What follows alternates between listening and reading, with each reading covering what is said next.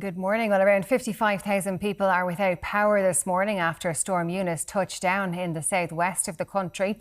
Met Eireann has warned that the storm will track eastwards quickly across Ireland throughout the morning, bringing with it severe and damaging winds as well as falls of heavy rain, sleet and snow.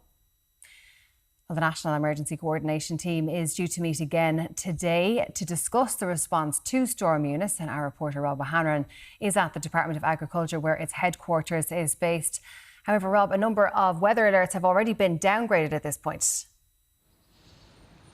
Absolutely, Anne, and if you're here in Dublin or indeed in many parts of the country, particularly along the east coast, you might be wondering where exactly Storm Eunice is. And as you say, it did make landfall in the southwest of the country and is expected to track eastwards quite rapidly. And some of the scenes that we have seen from the likes of the southwest will show us just how powerful and indeed devastating this storm can be. But the majority of the red warning counties have now had their status downgraded. So Cork, Kerry and Clare are now one of the orange alert counties. Indeed, Waterford is the only country in which a red alert wind warning still remains in place. And Met Eireann said yesterday that is the highest alert available, and it also means that there is a genuine threat to life and people are advised to stay at home and not to make any unnecessary journeys. Those orange warnings, though, are due to be downgraded at 11 o'clock this morning. However, a yellow snow and ice warning will remain in place until tomorrow, and a yellow wind warning will remain in place until 6 o'clock this evening nationwide. So the entire country under those yellow warnings.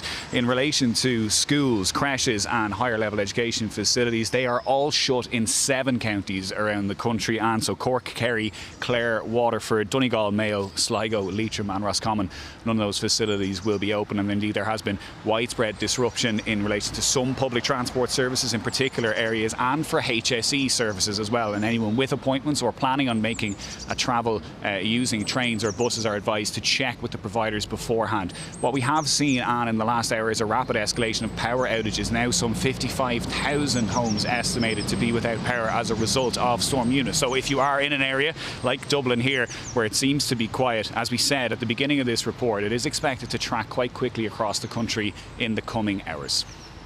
Rob, thank you for that. Well, the National Public Health Emergency Team has recommended an end to the mandatory wearing of face masks in key settings such as schools, shops and on public transport. The advice, which NPHET